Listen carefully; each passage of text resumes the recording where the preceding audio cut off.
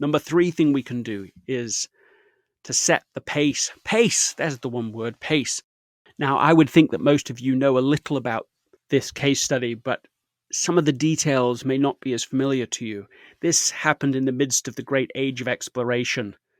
It was in the early years of the 20th century, where there was a sort of moonshot type goal that had grabbed the imagination of the people of the time.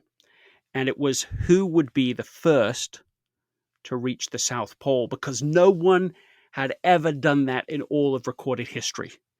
Not Pytheas, who was the first polar explorer, 320 BC. Not by the Vikings 1,000 years later. Not by the Royal Navy and all of its prowess in the Great British Empire. And in the midst of this excitement, there are two rivals for the pole who aimed to be the first to do it. Two teams, British team and Norwegian team. They set off on almost the same day, but from two different locations. The goal is exactly the same. The first team, the British team, had a particular strategy. On the good weather days, they would push as hard as they possibly could. And then on the bad weather days, they would just hunker down in their tents. They would make no progress. It was absolutely exhausting. They were already totally exhausted from the big push, and so then the weather was too much for them.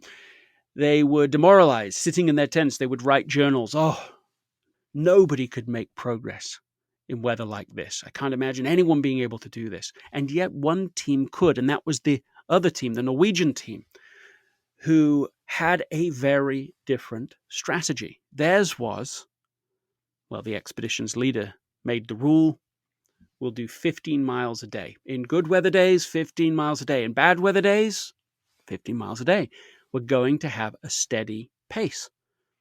Now, the plot thickens in this story when that Norwegian team came within 45 miles of the South Pole.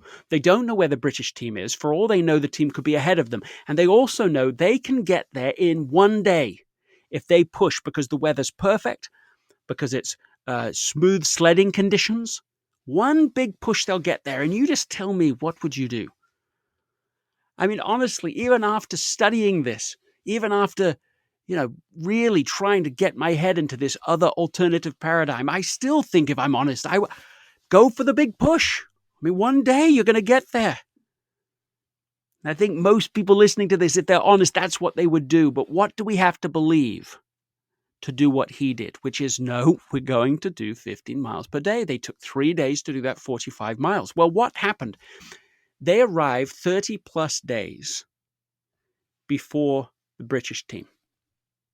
Now that's counterintuitive, because you think as a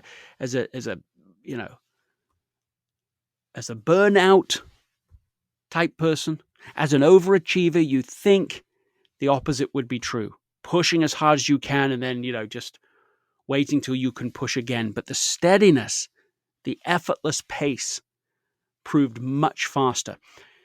But not only that, is that they had sufficient energy,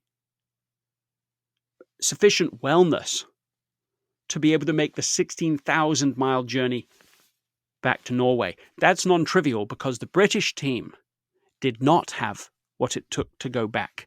They were so exhausted that they literally, not one of that expedition team made it back alive. They all died on the way from the South Pole.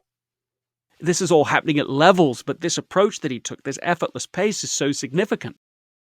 Let me tell you one of the most surprising things in the whole story. When you go back to the excellent biography about this encounter, the biographer uses the following phrase. He said, the Norwegian team achieved their goal, here's the phrase, without particular effort. Without particular effort? What kind of a phrase is that? How can we possibly accept a phrase like that? This is the greatest physical challenge the world could imagine at that time. It was utterly impossible. And yet the Norwegian team achieved it without particular effort. That's the power of creating an effortless pace. There's lots that we could talk about with this, but let me offer one rule that seems to be resonating with people, and it's this: do not do more today than you can recover from by tomorrow.